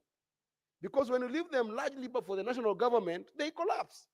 Sporting is collapsing when the best place to build sporting capacities, Madam Speaker, is in high school and in primary schools, Madam Speaker, where age hasn't caught up with a number of people that they can be able to nurture these sports. So there's going to be a contradiction, Madam Speaker, where you have put a fund to support sports in counties, yet some of the hubs that they must be able to put that financing is in primary school and is in high school, which is not devolved, Madam Speaker. So I wanted to encourage that this conversation about sports and the bill that was brought by my sister Senator Ruoba, I should invoke in us the spirit of wishing for more devolved functions that are relevant to the upbringing and to the best well-being of our people, like education. With that, Madam Speaker, I appreciate Senator Sifuna, and I support this bill in totality with amendments in the areas that I have tried to cast some thoughts on. I thank you, Madam Speaker. Senator Ledama.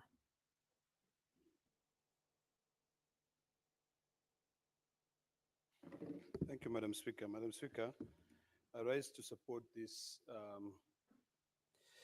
bill, the amendment to the Sports Act. As I do so, Madam Speaker, I'm a firm believer that for us to be able to get any sort of progress, we must consult county governments. We are the house that protects devolution. We are the house that fights for more resources to go to counties. And I was agonizing on how these funds can be set aside, knowing very well that the Constitution is quite clear when it comes to the issues of a share of revenue that is set aside for the county governments. Last year, we passed the FIA fund,